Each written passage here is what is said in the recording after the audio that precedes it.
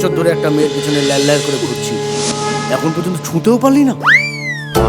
এইভাবে আমাকে উপেক্ষা করা। আপনি কি?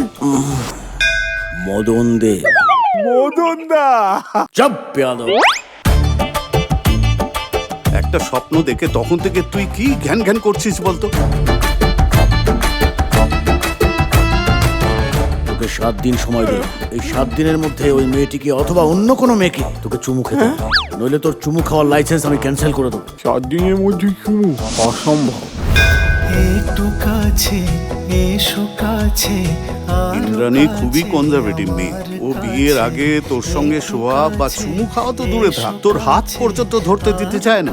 দেয় না। আমার কাছে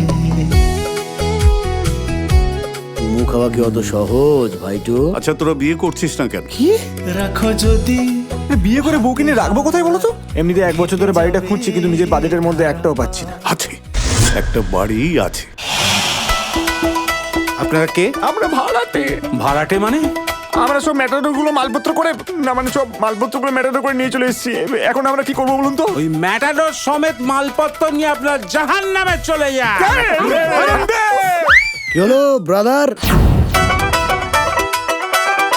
তোর বাড়ির দালাল মতন দেব। আল্লাহ। দাদা দেখুন, আমাদের একটা বাড়ি ভাড়া চাই। When is here, have no fear. আপনার দোতলাটা ভাড়া নিতে এসেছি। এই তো ক্যাসেটে ফিতে জড়িয়ে গেছে। ফুলসজ্জার প্রিপারেশন কেমন চলছে বল? আজ রাতেই তো এসো এসো। জোর করছো আমাকে? আজ রাতের মধ্যেই আমার ফুলসজ্জা মাস। আমার সঙ্গে এই সমস্ত নোংরামো করা যাবে না বলে দিলাম আমি। আজকেও পারলি না। আপনি আমাকে এরকম শাস্তি কেন দিচ্ছেন স্যার? আজকের মধ্যে ফুলসজ্জাটা করে ফেলতেই হবে। আমাদের ফুলসজ্জাটা কবে হবে? তারা তো পুরো খেপচুয়াস হয়ে গেছে ভাই। ক্যাপচুরিয়াস হয়ে গেছি। এই জীবনে আর চুমু খাওয়া হলো না। দরজা খোলা রেখে ফুলসজ্জা করলে লজ্জা করবে।